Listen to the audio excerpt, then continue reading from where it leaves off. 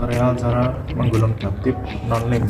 Nah, yang diperlukan pasti daptip non-lem, apapun jenisnya, yang penting non-lem. Cara menggulungnya adalah bagian ujung itu silahkan dilinting agar bentuknya seperti gulungan. Nah, kurang lebih seperti ini. Setelah terlinting, paskan pada posisi karton dari daptip. Kalau sudah, kedua jari yang sebelah kiri, jempol dan telunjuk megang dari ujung daptip atas sama bawah. Oke, ini kebalik, jadinya seperti ini. Yang ini ke sini, terus jempol yang sebelah kanan ini menarik sedikit dari gulung. Nah, kurang lebih seperti ini. Ini digulung minimal atau maksimal sebesar diameter ibu jari. Kenapa kok digulung? Ya, ini mempermudah untuk proses pelapisan pipa atau membalut pipa pada posisi yang sempit dan sulit terjangkau. Jadi kalau kita usahakan pakai daptip yang utuh tanpa digulung, ini akan memperlambat kinerja dari tim tersebut. Nah, untuk daptip, nah gulungannya kurang lebih sebesar ibu jari.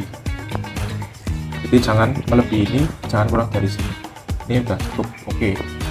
Untuk setelah menjadi gulungan, nah ini dipotong di satu gulung sendiri-sendiri. Normalnya satu gelondong daptip ini bisa menjadi 4 gulungan kalau standar. Cara pengaplikasiannya kita lihat di pipa. Ini ada unit AC, ada kabel, ada drainase. Nah, kalau teman-teman mau daptip, usahakan kabel diposisikan di atas, jangan di bawah. Kenapa jangan di bawah? Karena di pipa AC sendiri akan terjadi embun atau tetesan. Dan yang kedua, drainase ini juga mengalirkan air, jadi agak riskan bahwa kabel posisi di bawah, harus posisi di atas. Di atas tuh maksudnya gimana, Mas? Di atas posisi ketika AC-nya sudah terpasang, jadi jangan di bawah seperti ini, tapi di atas. Nah, kurang lebih kayak gini. Nah, yang kedua, untuk drainase pasti harus di bagian bawah, di bagian atas.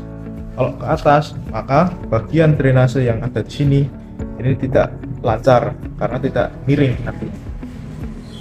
Nah, untuk mendaptip ini pastikan bagian luar dari daptip mendapat pipa dan drainase sama kabel AC-nya.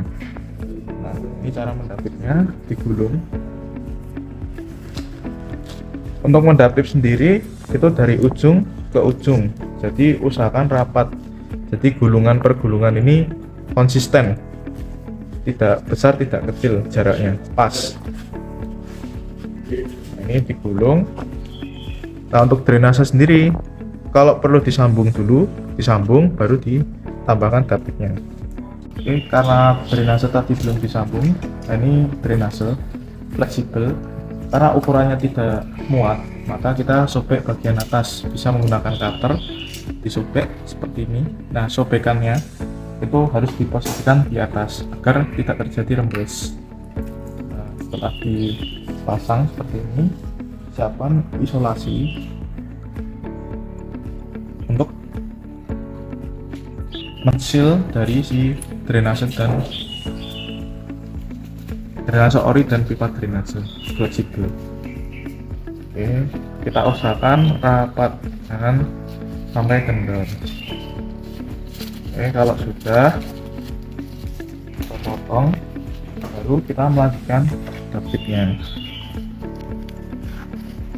Oke, kalau untuk daptip syaratnya tadi konsisten, jadi jaraknya tidak terlalu besar, tidak terlalu kecil. Nah, untuk bagian yang tidak ada Armaflex atau putih-putih ini wajib kalian tambahkan Armaflex. Kenapa wajib? Ini agar mencegah mengembunnya lebih banyak. Nah, untuk saat ini saya contohkan dimajukan saja. Kalau yang baik ditambah. Ini daptip full. Oke. Nah, pendaptipan ini sebetulnya fleksibel. Drainase mod di daptip ke pipa hampir semuanya juga bisa, sesuai rencana juga bisa, tergantung posisi dari pembuangannya. Nah, kabel yang kita ductip ini nantinya untuk power di outdoor, jadi usahakan tidak semua kabel terductip karena ini ujungnya nantinya masuk ke terminal outdoor.